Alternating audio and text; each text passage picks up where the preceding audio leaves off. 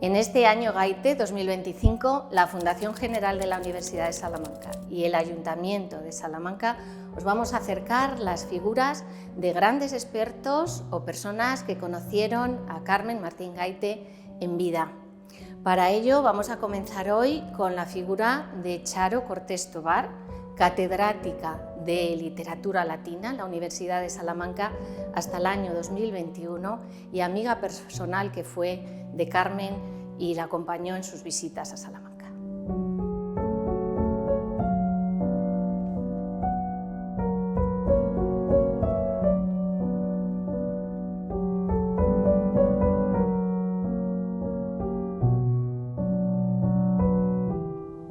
La conocí porque se había creado ya el Centro de Estudios de la Mujer en la universidad, pero al mismo tiempo ya llevábamos una andadura a la Asamblea de Mujeres que, además de reivindicar pues, las necesidades de las mujeres, ¿no?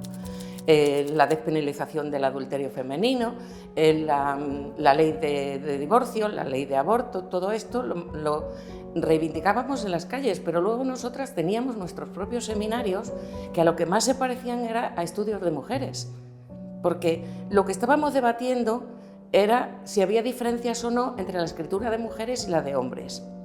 Entonces nos enteramos de que venía Carmen Martín Gaite a Zamora y pedimos prestado un coche porque éramos PNNs paupérrimas y fuimos, y allí estaba un compañero de nuestro departamento que nos la presentó. Después de la charla estuvimos con ella y al día siguiente quedaron en que venían, ella viajaba con su amiga Olga, una médica de pediatría, venían a comer aquí a Salamanca con nosotros. Claro, fueron a buscarme a mí al Palacio de Anaya, que era donde yo tenía el despacho, y se produjo un cierto revuelo porque todos los profesores jóvenes éramos PNNs, profesores no numerarios, todos queríamos ir con ella. Y fuimos una buena pandilla a comer al Nandi. El Nandi era un restaurante muy modesto que había al lado del Palacio Monterrey.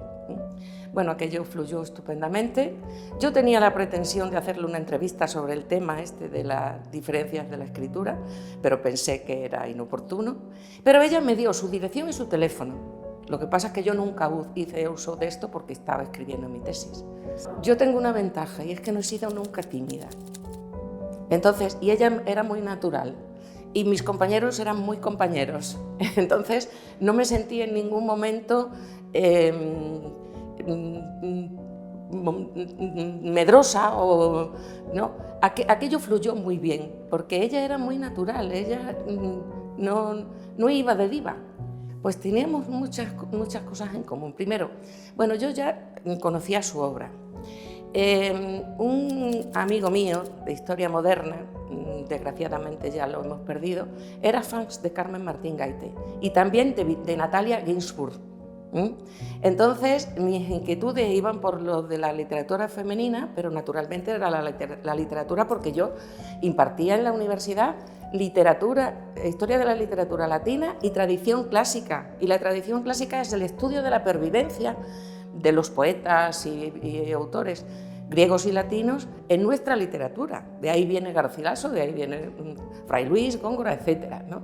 Entonces estaba muy interesada por todo lo que ella podíamos hablar de traducción, había teoría de la traducción.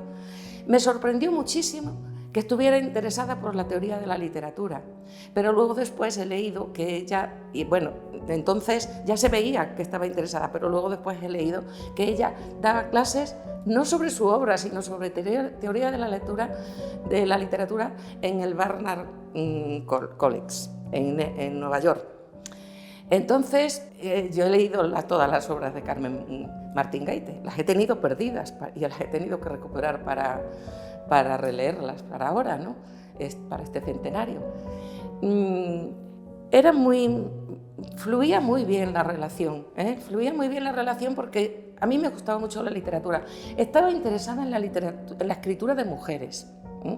O sea que yo ya estaba interesada porque además ella también me dio claves para que leyera a otras escritoras. Por ejemplo, Iris Murdoch, que murió en 1999 de Alzheimer. Y su marido ha escrito, su marido era crítico literario y ha escrito un libro que hacían una reseña en Babelia del otro día, del 22 de febrero. Me chocó porque me acordé mucho de lo que a ella admiraba a otras escritoras. Sabemos que al principio no estaba escolarizada, recibía clases particulares de una tal María Teresa Herrero y de su padre, que era un ilustrado, era un hombre muy bien formado en historia y en literatura. Y en casa la formaron para ir luego después al instituto. Yo pienso que ella, con un padre que era un lector voraz, y con un padre que tenía una biblioteca y que era amigo de Unamuno, ella haría sus pinitos cuando era una niña.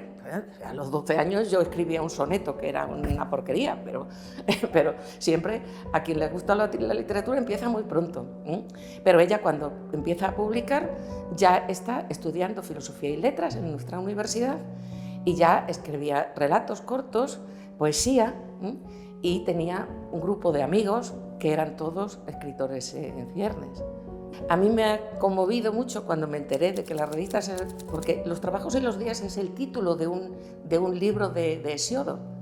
Claro, las clásicas siempre tuvieron una presencia y un poderío en la Universidad de Salamanca que le pusieron a una revista universitaria el nombre de una obra de Hesíodo. Entonces eso me conmovió bastante. Era el mejor ambiente que se podía esperar, porque coincidieron sobre todo Aldecoa. Aldecoa era su amigo, era el más amigo, pero luego estaban los de la pandilla suya, ella siempre el grupo suyo, pues estaba Agustín García Calvo, que ella le llama el poeta de Zamora, estaba Melardo Fraile, estaba Alfonso Sastre, estaba naturalmente, pero estos luego después, algunos se van a Madrid y siguen siendo Rafael Sánchez Ferlosio, ¿no? Entonces eran un grupo que todos escribían, todos empezaban a publicar. No le daban importancia al currículum, cosa que me conmueve. Le daban más importancia a la escritura creativa y a otras actividades culturales, porque hacían teatro. Para ella yo creo que la literatura era su vida, su vida. Yo no me atrevo a decir lo mismo porque yo he sido crítica, pero ella era su vida, escribir era lo suyo, escribir y leer. Y luego, pues referentes, ella habla de Kafka, y también en una monografía que escribió Pilar de la Puente sobre el balneario, sobre su primer relato corto, sí se habla de esta influencia de Kafka, y ella en algún vídeo que yo he visto se muestra orgullosa de tener como referente a Kafka, pero tenía también a Cesare Pavese, porque ella se casó con Ferlosio y tenía mucho contacto con la cultura italiana, ¿no? Italo Svevo, que yo creo que era el que más influyó A ritmo lento, pero no lo digo con contundencia, ni lo digo porque creo que lo he leído. Y luego después Natalia Ginzburg, que es esta escritora a la que yo me entregué enseguida que leí Léxico familiar, y era muy amiga de ella,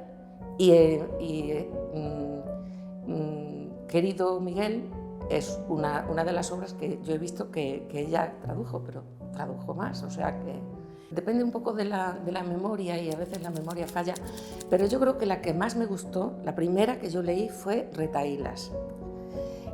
Claro, consciente de que había empezado por una obra que además era la que más le gustaba a ella, pero que había escrito antes, entonces volví atrás a leer Entre visillos y Las ataduras, que es un relato, es una novela corta, y me gustó mucho. Y luego después, pues me han gustado también El cuarto de atrás. El cuarto de atrás tiene una razón también filológica para que a mí me interesara, porque yo cuando leí El cuarto de atrás dije, Carmen Martín Gaite ha leído la introducción a la literatura fantástica de Todorov, un teórico de la literatura. Y cuando yo hice esa deducción, yo no sabía que ella explicaba teoría de la literatura en Estados Unidos. Bueno, me encantan los ensayos, porque ahí es donde entramos ya en la teoría literaria que era lo que más nos unía. Porque si bien es verdad que yo he cultivado la traducción en clases, hemos comentado y hemos traducido a Catulo, a Ovidio, a Horacio, etcétera, etcétera.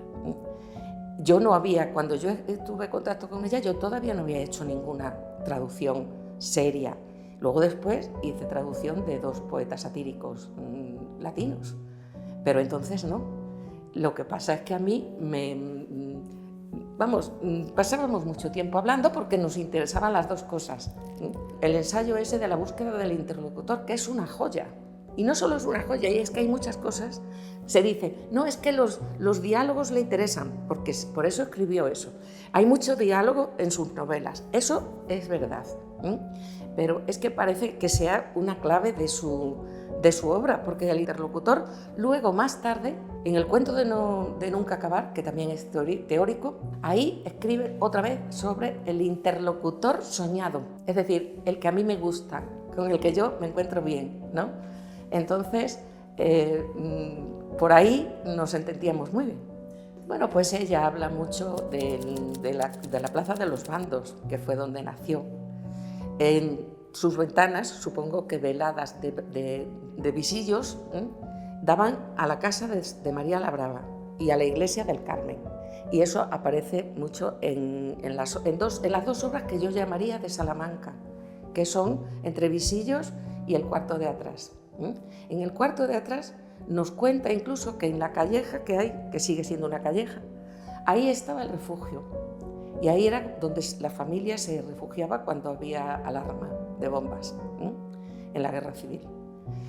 Pero luego después, donde más habla de Salamanca es Entre visillos. No me extraña que luego, cuando venía, todos los escolares iban con el libro de Entre visillos para que se lo firmara. Eso me hacía mucha gracia a mí. Bueno, pues ahí habla de que las amigas, las jóvenes casaderas, iban al cine. Yo quiero creer que el cine era el liceo, porque cuando yo vivía en Salamanca todavía era el liceo. Y luego iban a una cafetería, y la cafetería era el Castilla, que estaba justo enfrente de la calle que sale hacia arriba, ¿no? Entonces, ese era un lugar, naturalmente la plaza era inevitable. Iban al casino, ellas podían tener el acceso por la parte de atrás del casino. El casino está muy presente en Entre visillos. La Plaza Mayor, en Entre visillos, la Plaza Mayor y todos esos paseos. Paul Klein, el que vino a enseñar alemán en el instituto, entonces paseaba también por esos mismos sitios, que era la plaza. La burguesía, yo no sé, quizás Carmen Martín Gaite entonces era pequeña, pero la burguesía, las jóvenes y los jóvenes burgueses frecuentaban mucho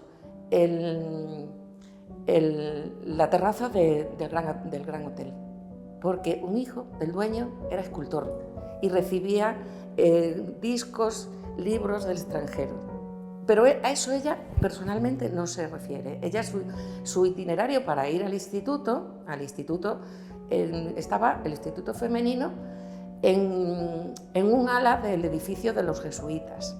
Entonces era un lugar bastante destartalado, hacía mucho frío, entonces ella tendría que salir por el arco de la Plaza del Mercado, cruzar la Gran Vía, subir Santi Espíritu, sortear la vía, que había un puente, esto lo dice Klein en Entre visillos, y ya finalmente iba al instituto, porque los padres eran laicos y no les llevaron a ninguna institución religiosa.